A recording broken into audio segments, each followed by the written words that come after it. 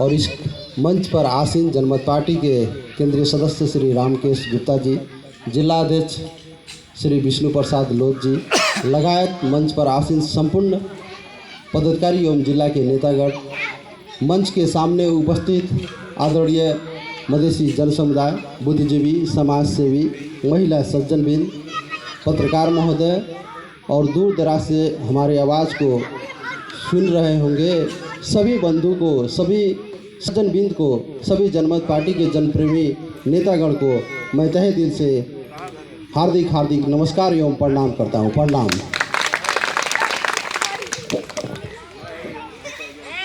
ये मधेश की भूमि इतिहास से भरी हुई भूमि है। इसका तमाम कालखंड से देखा था तो बहुत लंबा इसका इतिहास है, जो कि किसी कम समय में वर्णन करना संभव नहीं रहेगा, इसलिए मैं उस पर नहीं जाना चाहता हूँ।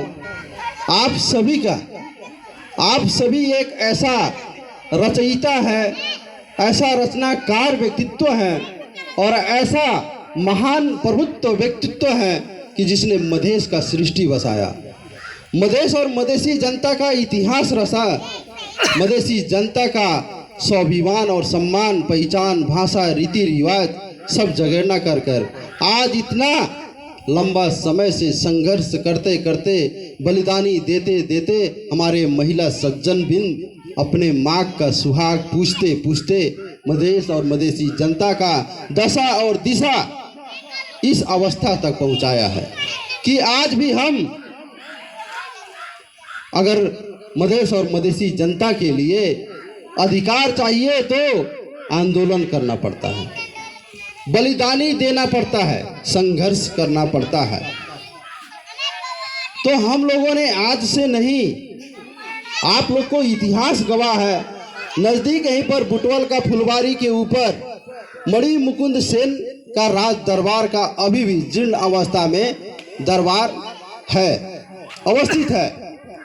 आप लोग जाइएगा, दांग में जाइएगा, राजा दंगी शरण का राज दरबार, जो कि थारू समुदाय के राजा रहा करते थे, उनका भी इतिहास अभी भी अवशेष है। यहाँ पर सिर्फ उतना ही नहीं, तमाम कालखंड में, तमाम राज्य गणराज्य में हमारे मधेसी समुदाय, मुगल सम्राट से लेके मणि मुकुंद सेन, राज दंगी शरण से लेके विराट सेन तक, राजा सलहेश तक, राजा जनक तक सभी लोगों ने शासन किया। ये ऐसी भूमि है, मधेश की भूमि इतना कमजोर नहीं है, इतिहास से भरी हुई मधेश की भूमि, जहां पर मधेसी जनता अपना खुद शासन व्यवस्था शासन करता था, शासन व्यवस्था देखता था, उसका सेना, उसका पुलिस, उसका कर्मचारी रहता था। लेकिन आज वही मधेसी जनता गिड़गिड़ा कर दे दे राम दिला दे राम, देने वाला सीताराम, दर दर के ठोकर खाकर किसी से मांगना पड़ रहा है। इसका दोषी कौन, हम लोग या नहीं? ये सवाल बहुत गंभीर है, किसी के ऊपर आक्षेप नहीं है। आज से नहीं, हम लोगों ने 1903 से 104 वर्ष राणा तंत्र भी देख लिया, पंचायती व्यवस्था भी देखा, राजा श्री 5 सरकार का राजतंत्र भी देखा, मधेश का आंदोलन भी देखा और ये 17,000 कत्लेआमियों का जनयुद्ध भी, माओवादियों का जनयुद्ध भी देखा, थारू का आंदोलन भी देखा, थरवट आंदोलन भी देखा। आज भी आंदोलन के नाम पे बलिदानी देते आ रहे हैं। आखिर कब तक हम लोग उसी को सिर्फ अवस्था बदला, सिर्फ और सिर्फ अवस्था बदला, लेकिन व्यवस्था जहाँ का तही है, व्यवस्था जहाँ पर था वहीं पर है। श्री 3 सरकार, जो श्री 3 सरकार राणा तंत्र में थे, आज उन्हीं का भी हाली मुहाली चल रहा है। जो श्री 5 सरकार थे, उन्हीं का भी हाली मुहाली, उन्हीं का सेना पुलिस आज भी है। माओवादियों का जो डर त्रास था, उन्हीं का देखिए छापा मार, अभी भी वो लोग अपना सेना पुलिस कब्जा कर लिया है। और हम लोग थारू समुदाय के लोग इतना बड़ा आंदोलन किए, मधेसी जनता इतना बड़ा मधेश विद्रोह किया, लेकिन क्या मिला? प्रतिफल क्या मिला? तो हम मधेसी जनता जब आंदोलन करते हैं, शहीद तक हो जाते हैं, लेकिन हमारा यहाँ पर कोई सुनवाई नहीं होता। तो मेरे कहने का मतलब, ये 20 के बोतल में सिर्फ अमृत का लेबल लगा देने से क्या वो अमृत हो जाएगा? आप लोग को लगता है कि दूध का रखवाल कभी बिल्ली हो पाएगी? बताइए, आप क्या अपने घर में दूध का रखवाली करने के लिए बिल्ली रखते हैं? रखते हैं? बताइए तो। नहीं। रखते हैं? नहीं न रखते हैं। तो बताइए, जब दूध का रखवाल बिल्ली नहीं हो सकती, तो बर्मा, भूटान, मेघालय, मिजोरम, नागालैंड से आए हुए व्यक्ति यहाँ पर क्यों राज करता है? आपके घर में क्यों शोषण करता है?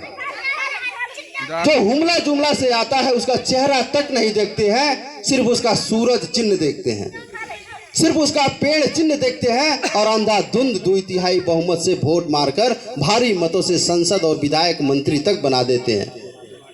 आपका गरीब का बेटा, आपका यहाँ का जन्मा हुआ मधेश का बेटा क्या संसद मंत्री विधायक बनने लायक नहीं है?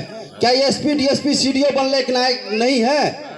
क्या वो जनरल कर्नल नहीं बन सकता? क्या हमारे माताओं बहनों से कोख से जन्मा हुआ बेटा, उसके लीलार में लिखा रहता है कि ये मधेश में, देश में शासन नहीं कर पाएगा, ये सेना पुलिस कर्मचारी लायक नहीं है, ये देश का नागरिक नहीं है, ऐसा लिखा रहता है क्या? नहीं लिखा रहता है। तो बताइए, मधेसी में कितना लोग सीडीओ है अभी? कितना लोग आपका जन्माया हुआ बेटा एसपी है? कितना लोग अभी जनरल कर्नल है? कितना लोग अभी राज्य व्यवस्था के अभिन्न अंग में है? कितना लोग है? हाथ उठाकर बताइए तो किसका बेटा सीडीओ है यहाँ पर? कितना आपका बेटा है सीडीओ? आपका बेटा है एसपी? आपका बेटा है डीएसपी? आपका बेटा है जनरल कर्नल? आप अपने जगह पे जल जंगल जमीन पर राजकाज कर रहे हैं? नहीं न कर रहे हैं। तो आप 51% मधेसी अपने जगह पे अपना खुद राजकाज नहीं कर रहे हैं। हुमला जुमला वाले लोग आते हैं जो कि जिसका पहाड़ भी है, हिमाल भी है और तराई भी कब्जा कर रहे हैं, और हम हाथ पर हाथ रखकर बैठे हुए तमाशा देख रहे हैं। जब वोट की बारी आती है तब हम लोग यादव यादव को देखता है, ब्राह्मण ब्राह्मण को देखता है, थारू थारू को देखता है, मुस्लिम मुस्लिम को देखता है। जाति धर्म समुदाय में हम लोग बटे हुए हैं, कभी नातवाद के नाम पे, कभी कृपावाद के नाम पे, कभी समुदायवाद के नाम पे।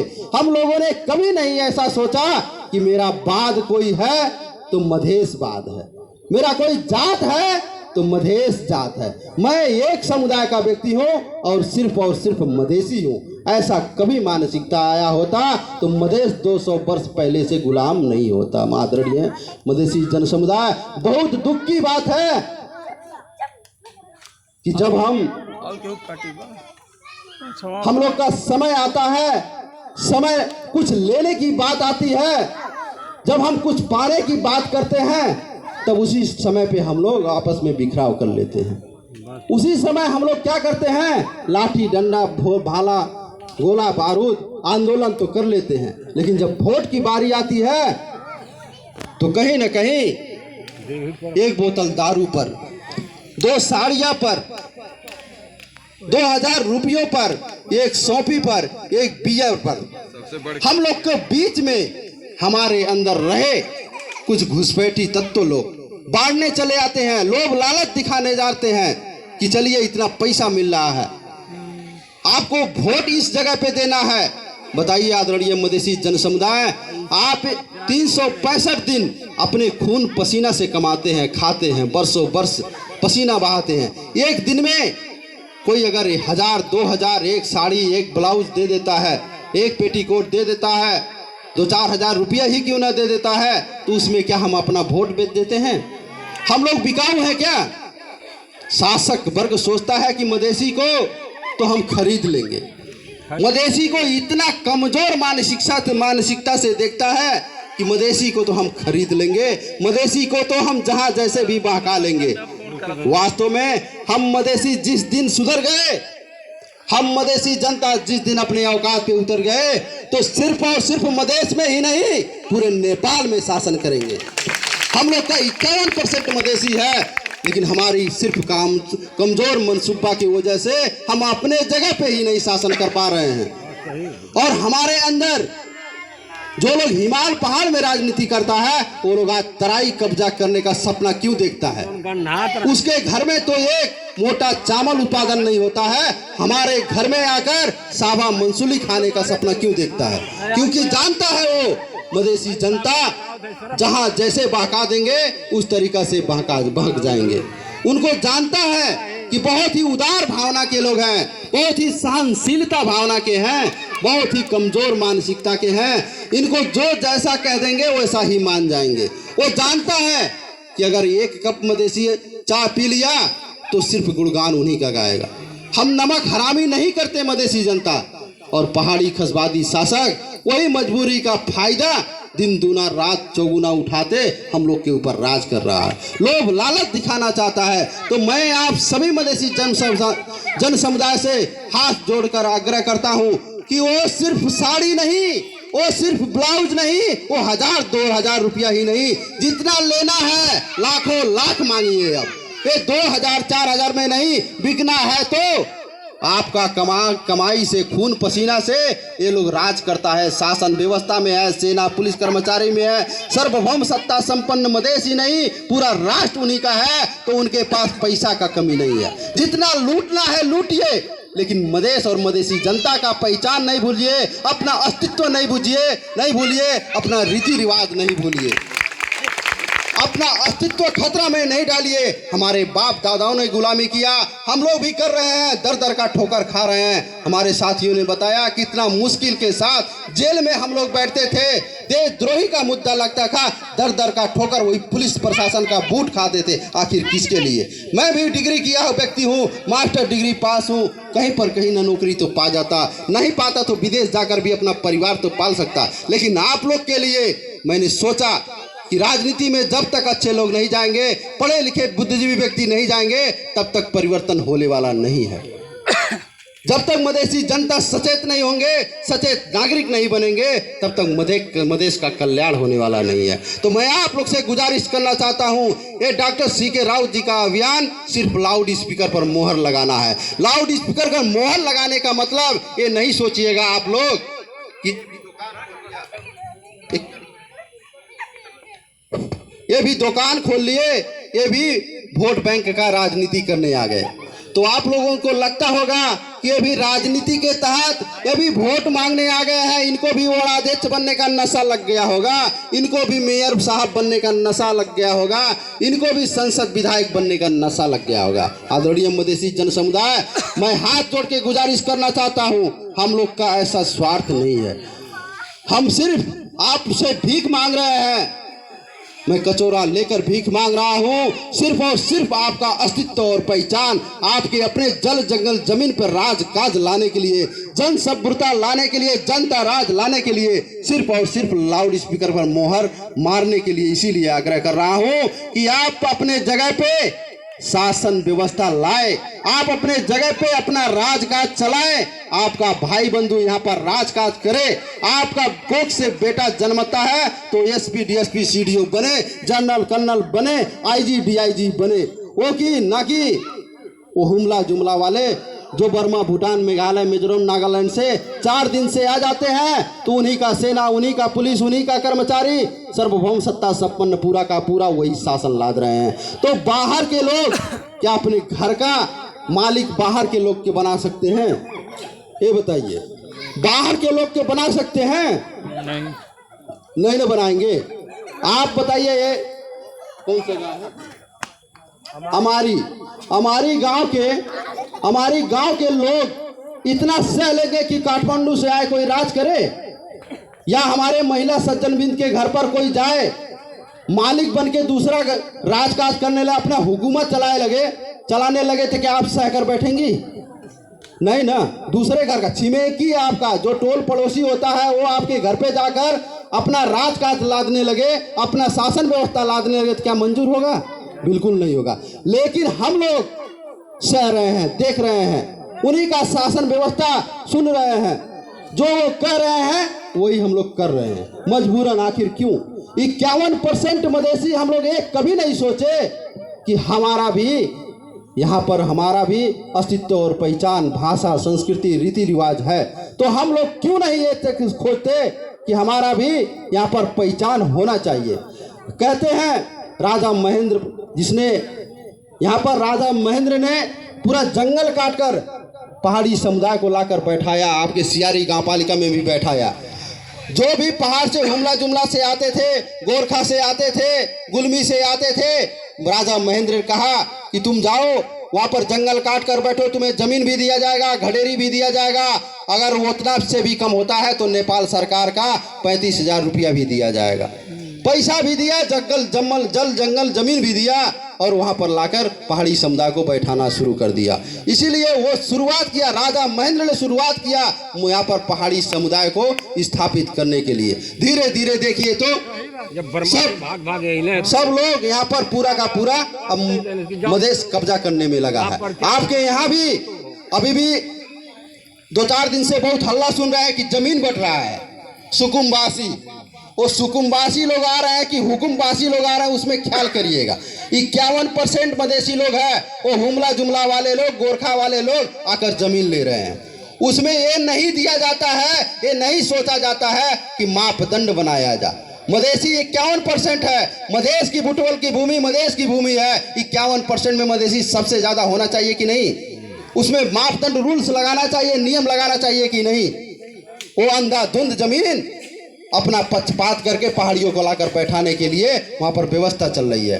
पहाड़ी समुदाय को बैठाएंगे यहाँ पर, अपना शासन व्यवस्था लादने के लिए यहाँ पर बैठाएंगे। और हम ये सोचते हैं अपने भाई को जिता रहे हैं, अपने नेता को जिता रहे हैं। आप लोगों ने अपने भाई को, बेटा को, बंधु को नहीं जिता रहे हैं। वो काठमांडू में बैठे केपी ओली का खानदान को जिता रहे हैं। जो सूरज चिन्ह पे मोहर लगाए हैं वो केपी ओली के संतान हैं। जो कांग्रेस को जिताए हैं वो देवगा के संतान है, बीपी कोइराला गिरजा का संतान है। क्यों कहते हैं संतान? क्योंकि आपका कहना नहीं मानेंगे। वो तो उनका रिमोट कंट्रोल वहां पर है। आज चेहरा आपका होगा, पूरा रोल अदा करेंगे काठमांडू में बैठकर। गिरजा जी क्या बोलते थे वही मधेश में होता था। बीपी कोइराला जी क्या बोलते थे वो मधेश में होता था। मातृका कोइराला जी क्या बोलते थे तराई कांग्रेस में? आप ही लोगों ने स्थापित किया ना कांग्रेस को, तो आप ही लोगों ने स्थापित किया ना, मधेसी लोग ने स्थापित किया।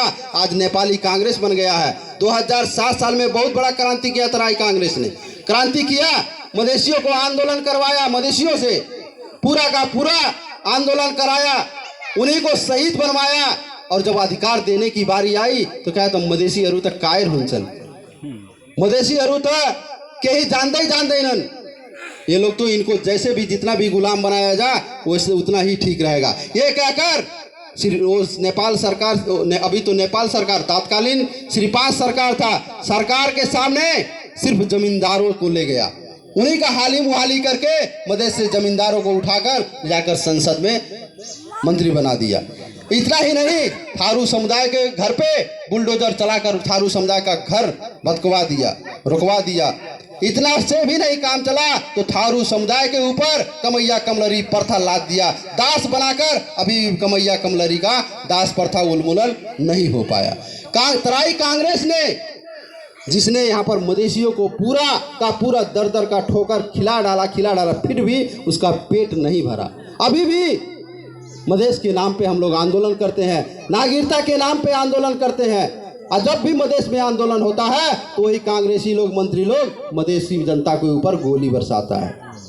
इतना से नहीं पेट भरा तो मधेसी बस्तियों पे वो तराई कांग्रेस के पाला में 2007 साल की जब क्रांति हुई, उसके बाद 46 साल में मधेसियों के थारू समुदाय के ऊपर वहाँ पर बुलडोजर चलाने लगा, उनका घर गिराकर भसकाने लगा। जमींदारों के कहने पर कि ये करना है वो करना है, कितना लोग घर से बेघर हो गए। तो इस कांग्रेस का हम पूजा करते हैं, वो एमाले का पूजा करते हैं। आखिर क्यों? हम जिस एमाले ने पूरा का पूरा हम लोग का इतिहास बर्बाद कर डाला, भाषा संस्कृति लोप कर डाला, जल जंगल जमीन छीन लिया, उसी का हम लोग गुणगान गाते हैं। क्यों गाते हैं? क्योंकि उनका एजेंट हम लोग के बीच में है। तो आप जितने भी यहाँ पर एमाले, कांग्रेस, रापरापा जिस पार्टी में लगे हैं, मैं हाथ जोड़कर आप सभी से गुजारिश करना चाहता हूँ कि कम से कम ये दूध का रखवाल बिल्ली नहीं रखिए। ये अपेक्षा छोड़ दीजिए। मैं जानता हूँ आप लोग का स्वार्थ है, आप लोग क्यों दलाली करते हैं, क्यों एजेंटी करते हैं कि एक फोन पे आपका काम बन जाएगा। मंत्री जी पहचानते हैं, सांसद जी पहचानते हैं, थाना चौकी वाले पहचानते हैं, आपका आईजी डीआईजी सीडीओ तक पकड़ होता है। इसीलिए यहाँ पे माले कांग्रेस में लगते हैं। ये छोड़ दीजिए, खेत मेड़ी आली का झगड़ा निर्णय करवाते हैं, ले जाकर हमारे मधेसी जन समुदाय से पैसा दिलवाते हैं, एजेंटई का काम करते हैं। उतना ही नहीं, सीडीओ साहब से पहचान है तो उनसे एजेंटई करवाएंगे। यही झगड़ा चौकी थाना में मिलने लायक होगा तो अदालत पहुंचवा कर वकील को पैसा तिरवाएंगे, न्यायाधीश को पैसा तिरवाएंगे। आज एक झगड़ा की वजह से 2 कट्ठा 4 कट्ठा बेचना पड़ता है, अदालत में जाके तीरना पड़ता है। हम मधेसी अपने भाई का पैर नहीं पकड़ते हैं, लेकिन न्यायाधीश के सामने 2-4 लाख दक्षिणा चढ़ाकर भी उनके हाथ जी हजूरी करते हैं। आखिर क्यों? तो जनमत पार्टी ये चाहती है, सामाजिक न्याय चाहती है कि कोई भी झगड़ा होता है, कोई भी बवाल होता है तो आपका राजनेता यहीं पर निर्णय करेगा। कोई अदालत का जरूरी नहीं है, कोई पुलिस का जरूरी नहीं है। सामाजिक न्याय होगा तो समाज में होगा, सामाजिक न्यायालय होगा तो समाज में होगा। मधेश का कल्पना सिर्फ डिजिटल मधेश बनाने का कल्पना है। डिजिटल मधेश प्राविधिक तरीका से बनाने की सोच है मधेसी जनता, ताकि मधेसी जनता को अनुभूति लगे।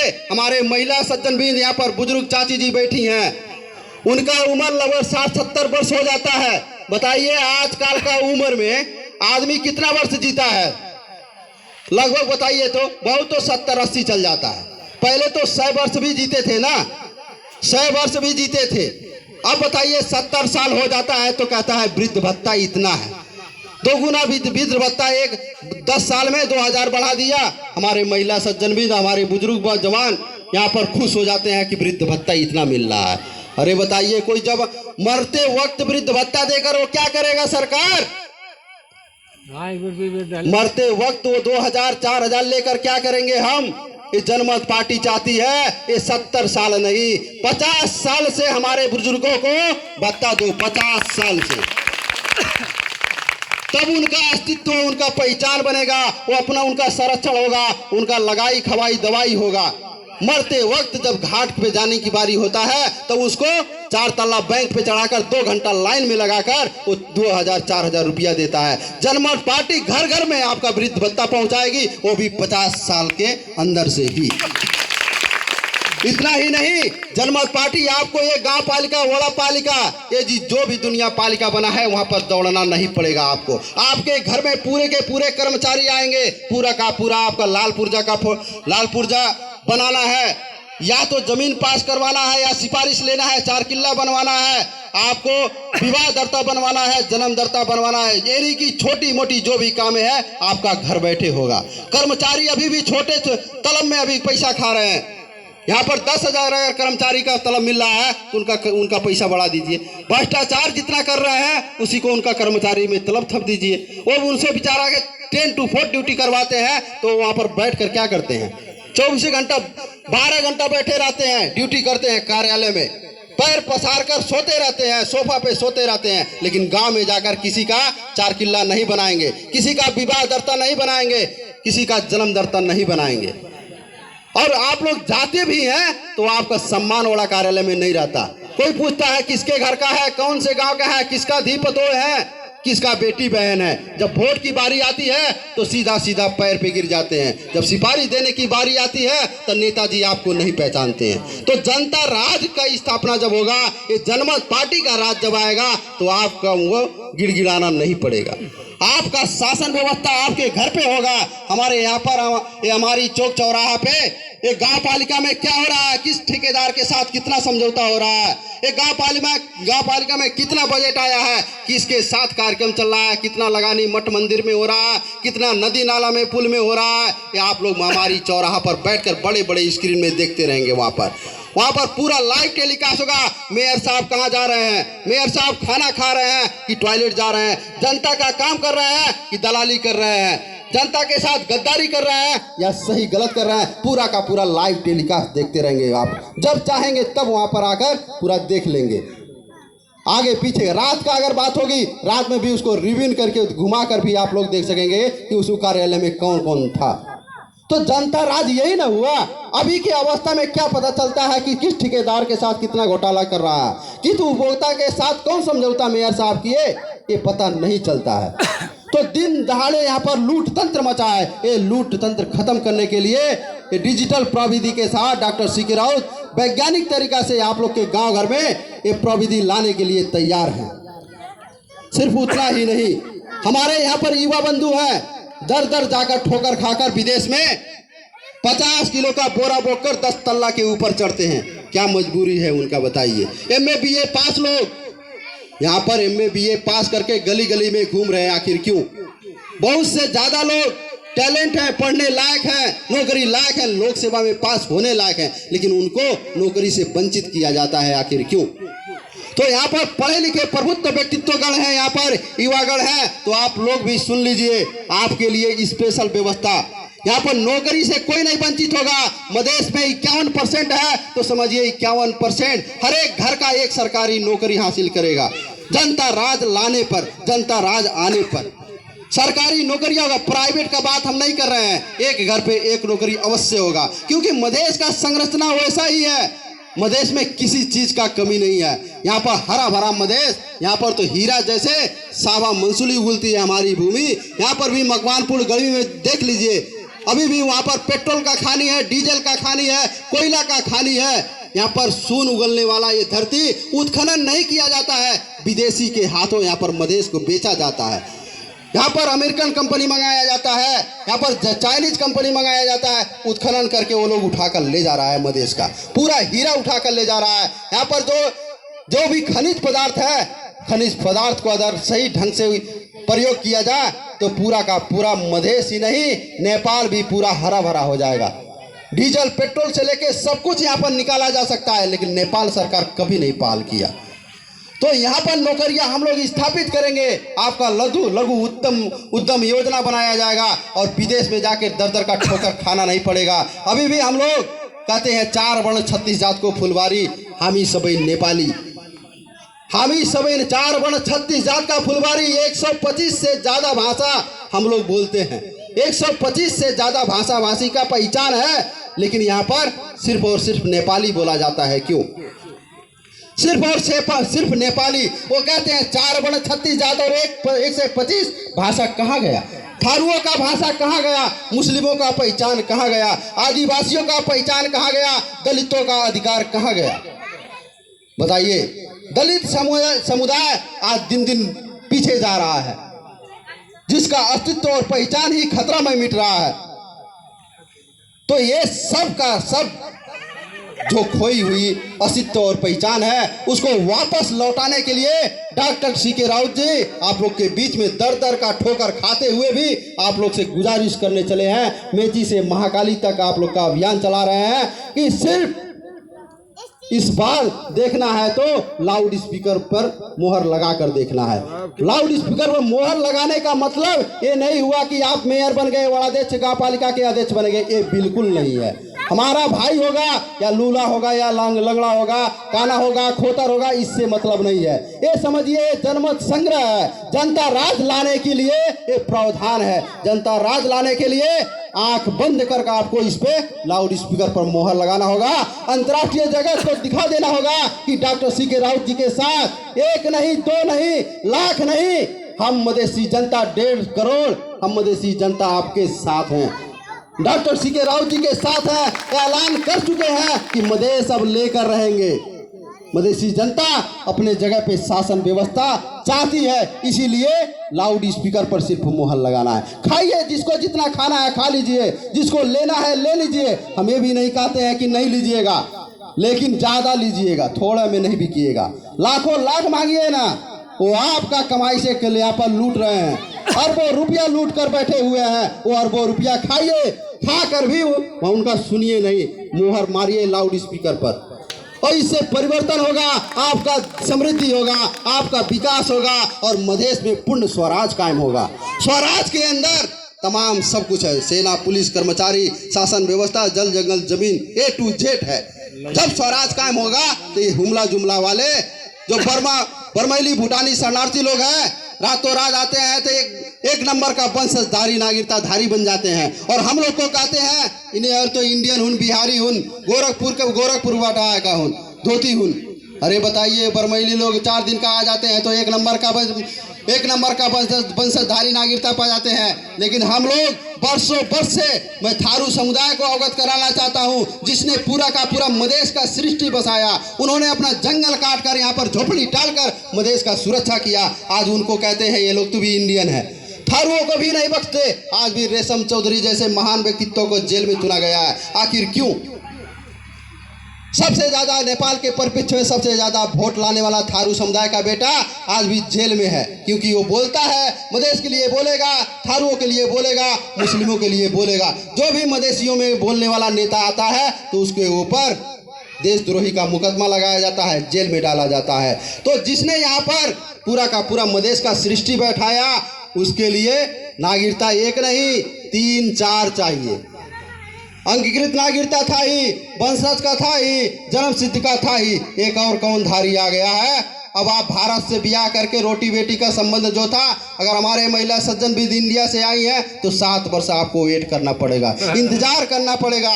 7 वर्ष आप लोग अनागरिक बनकर बैठे रहेंगी। आपका बाल बच्चा का जन्मदाता भी नहीं बनेगा, आप विद्यालय नहीं भेज सकती हैं।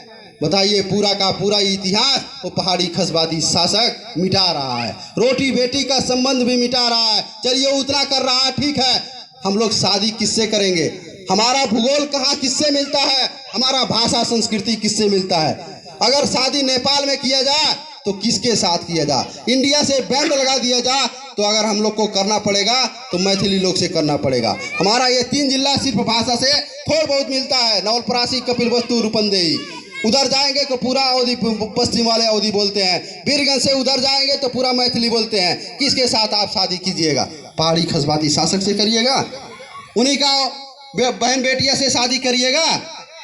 तो लड़कियां कहाँ से मिलेगी? भारत में मजबूरी रहता है, उनका भाषा संस्कृति मिलता है, उनसे हमारा इतिहास कायम है। क्योंकि वो 1950 का संधि उठाकर देख लीजिए, जब भारत का बंटवारा हो रहा था, ये भी हमारी भूमि है, कुछ भारत के अंश है, जो हमारे भाई लोग उधर पड़ गए, हमारे भाई लोग इधर पड़ गए। ये अपने भाई लोग हैं, इसलिए रोटी बेटी का संबंध हो गया। तो वो भी नेपाल सरकार बंद करवाना चाहता है। तो क्या उसका राज क्या है? वो अपने बहन बेटी से शादी करवाना चाहता है। तब क्या कर रहा था? वो वही चाहता है, सच में वही चाहता है। उन्हें अरु छोरी दिन छू तर वोट दी देना, अपना बेटी दे देंगे लेकिन वोट नहीं देते हैं। अब छोरी किला दिन छू भंसन, क्योंकि आपका जमीन है, यहाँ पर आप धनी लोग हैं, पूंजीपति लोग हैं।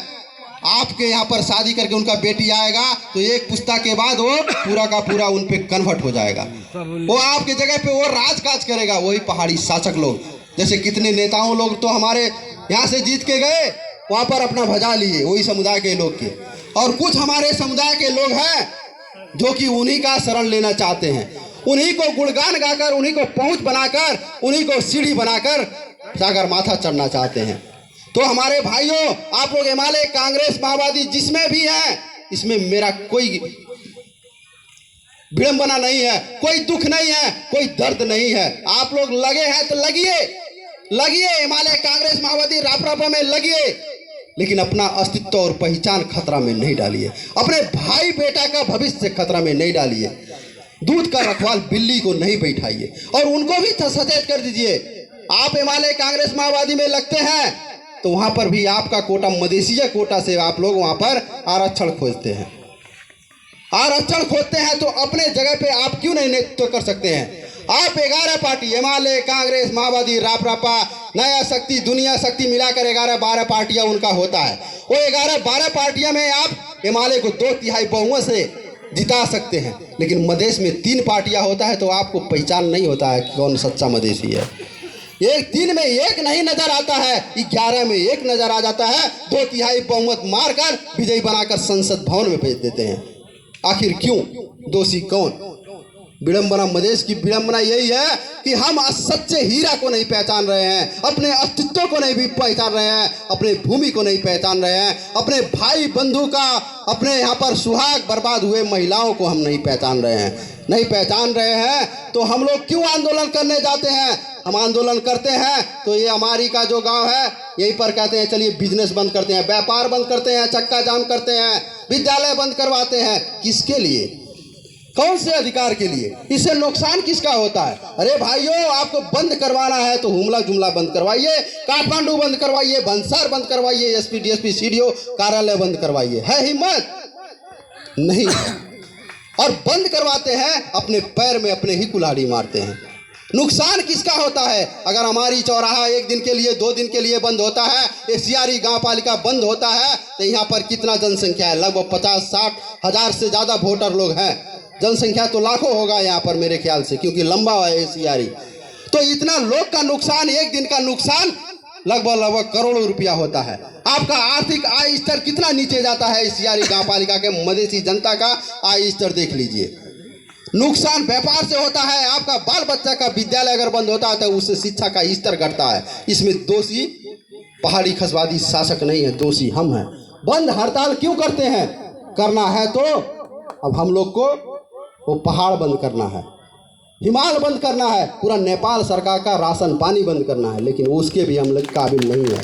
बंदी तो हुआ, बंदी हुआ, लेकिन घर पे ले जाकर हम लोग पेट्रोल पहुंचा दिए, घर पे बैठे डीजल पहुंचा दिए। आखिर क्यों? पैसा के लिए।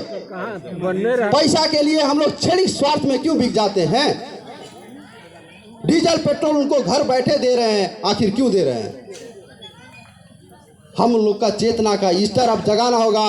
जो भी हिमालय कांग्रेस राप्रपा माओवादी के अंदर आप लोग बैठे हैं, वहां पर बैठिए, लेकिन जब मधेश की बारी आती है तो कहिए भाई मैं तुम्हारे शरण में नहीं, मैं अब मधेश का अस्तित्व खतरा में डालने नहीं दूंगा। अब मधेश में मधेसी राज लाना चाहता हूं, जनता राज लाना चाहता हूं। तो लाउड स्पीकर पे आप कांग्रेसी हैं या रापरापा के हैं, लाउड स्पीकर पे नीचे आ जाइए और मोहर लगाकर भारी से भारी संख्या में डॉक्टर सीके राउत जी को अंतर्राष्ट्रीय जगत में पहचान दिला दीजिए कि अब जनता राज से 1 इंच कम नहीं हटने वाला है। जनता राज लाएगी। 51% जनता, सियारी का 51% जनता अब यहाँ पर मेयर उप मेयर व्यक्ति नहीं देखेगी, जाति धर्म समुदाय नहीं देखेगी। देखेगी तो क्या देखेगी? ये सिर्फ लाउड स्पीकर छाप देखेगी। एक बार के लिए 100 बार दूसरे को आप लोग दूसरे का 100 बार महल बना दीजिए, बना भी दिए हैं, लेकिन आप तो एक बार अपना झोपड़ी बनाकर देखिए। एक वैज्ञानिक गिड़गिड़ाकर भीख मांग रहा है आप लोग के सामने, दर दर का ठोकर खा के मांग रहा है। क्या नहीं दीजिएगा एक बार? क्या नहीं सोचिएगा एक बार? बताइए, क्या नहीं सोचिएगा? हिमालय कांग्रेस में लगे हुए बंधुगण सोचिएगा कि नहीं? पीछे बैठे भाई बंधु, हमारे प्रभुत्व व्यक्तगण, आप लगे हैं तो लगे रहिए। मैं ये नहीं कहता हूँ पार्टी छोड़िए, लेकिन मधेश का जब अस्तित्व का खतरा होता है तब ये शरण में आ जाइए। आप 11 में हिमालय को जान जाते हैं तो भाई 3 पार्टी है, तो डॉक्टर सीके राउत को नहीं पहचान पाएंगे, असली हीरा को नहीं पहचान पाएंगे। पहचानने की बारी आ गई है। 100 बार 70 वर्ष से आप लोग दूसरे को देखते आ रहे हैं, तो असली हीरा जो कि कोयला के खानी से यहाँ पर निकला है, असली हीरा, पेवर हीरा कोयला के खानी से पक कर निकला है। इसको पहचानने के लिए आप ज्यादा आपको कष्ट भी करना नहीं पड़ेगा। और लाउड स्पीकर छाप लेकर जिस तरीका से आए हैं, तो ये जनमत संग्रह का ये संदेश है, जन अभिमत का ये संदेश है। ये नहीं देखिएगा कि यहाँ पर मेयर उप मेयर वड़ाध्यक्ष बनने के लिए आए, लिए सोचिएगा, नहीं सोचिएगा। लेकिन विडंबना की बात यह है कि हम लोग जब चुनाव आता है तो अपना भाई पटदार देख लेते हैं, हिमालय कांग्रेस में लगे हुए बंधु को देख लेते हैं, व्यक्ति देख लेते हैं। अब व्यक्ति नहीं देखिए। आपका सगे भाई भी लड़ा है तो उनको भी कहिए भाई अगर आपको लड़ना है, इसीलिए हम लोग ये भी खुला कर दिए हैं कि चुनाव ही लड़ना है तो आइए इसमें लिख कर लड़िए, इसमें लग कर लड़िए, क्योंकि हम लोग को अभिमत चाहिए। अभिमत किस माध्यम से आता है? उसी माध्यम से लेना है। जनता को किस माध्यम से यहाँ पर वोट देना है? तो हिमालय कांग्रेस माओवादी राप्रपा जिसमें भी लगे हैं, जनमत पार्टी में आकर राजनीति करिए। पहले मधेश में स्वराज कर लिया जा, उसके बाद आपका पार्टी यहाँ पर रहेगी। हंसिया हथौड़ा वाला भी आपका रहेगा, लेकिन क्या रहेगा? मधेश का रहेगा। राप्रपा रहेगा लेकिन मधेश का रहेगा। माओवादी रहेगा लेकिन मधेश का रहेगा। कांग्रेस रहेगा, मधेश का रहेगा। मधेश में सब कुछ पार्टियां रहेगी, लेकिन मधेश के नाम पे रहेगी। यहाँ पर ये दोगले वाला राजनीति अब चलने वाला नहीं है। इसीलिए आप लोग सही ढंग से सजग हो जाइए और जनता राज ला लीजिए। डिजिटल मदेश का जो भी यहाँ पर है हमारे युवाओं के लिए, यहाँ पर देखिए बेरोजगारी भी अभी इतना ज्यादा हो गया है। यहाँ पर बेरोजगारी भत्ता कम से कम तो 2000 व्यवस्था करना चाहिए था। लाखों लाख युवा अभी भी भड़क रहे हैं। तो बताइए, सरकार करोड़ों रुपया, अभी भी सियारी में देख लीजिए अरबों रुपया आता है, करोड़ों रुपया आता है। कम से कम जितना नेता लोग लूट रहा है, बड़ा अध्यक्ष लोग, प्रमुख प्रशासकीय लोग, वहां पर लेखा अधिकारी जितना लूट रहा है, वो लूटने वाला पैसा युवा को भत्ता में छुटिया दिया होता, महीना का 2000 ही छुटिया दिया होता, तो युवा लोग का भी आज तरकारी सब्जी खरीदने के लिए उनको बैरहवा नहीं जाना पड़ता, लेबर का काम नहीं करना पड़ता, परिवार पालने के लिए दर दर का 7 समुंदर पार जाकर ठोकर नहीं खाना पड़ता। युवाओं के लिए वृद्ध, यहाँ पर युवाओं के लिए तो भत्ता का ही बेरोजगारी भत्ता नहीं दिया गया। वृद्धाओं के लिए तो मरण समय पे पहुंचने के बाद भत्ता का व्यवस्था किया जाता है। विद्यार्थियों के लिए शिक्षा नीति ही नहीं परिवर्तन किया गया। कहते हैं कि यहाँ पर सभी भाषा का सम्मान, तो हम नेपाली भाषा, नेपाली व्याकरण ही क्यों रटे, नेपाली ही क्यों बोले? हम उनका गुलाम हैं? उनका व्याकरण पढ़ते हैं, टुप्पी पर बांध कर, यहाँ पर असरी बांध कर दिन रात मेहनत करते हैं, उनका व्याकरण पढ़ के रट के MA BA पास करते हैं। और आपका व्याकरण भोजपुरी है, उनको कहिए ना पढ़कर हमारे यहाँ पर इस भाषा में MA BA पास करे, कर पाएंगे? उन पहाड़ी खसबाजी शासक को आप बोलिए कि भोजपुरी का, थारू का व्याकरण पढ़ के MA BA पास तो करिए पहले, क्या कर पाएंगे? युवाओं बोलिए, आप लोगों ने पढ़ा है, नेपाली व्याकरण पढ़ा है ना? कितना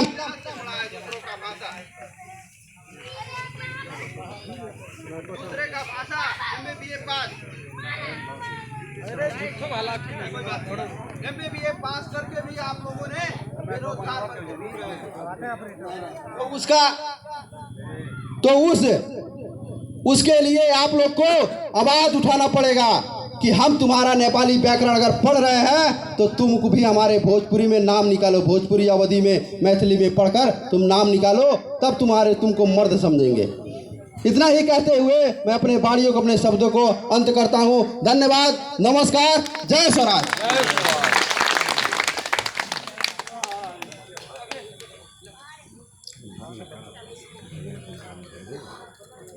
बहुत ही अच्छा और संदर्भिक बात व्यक्त कई के हमन के बीच से हमन के केंद्रीय सचिव श्री भूपेंद्र प्रसाद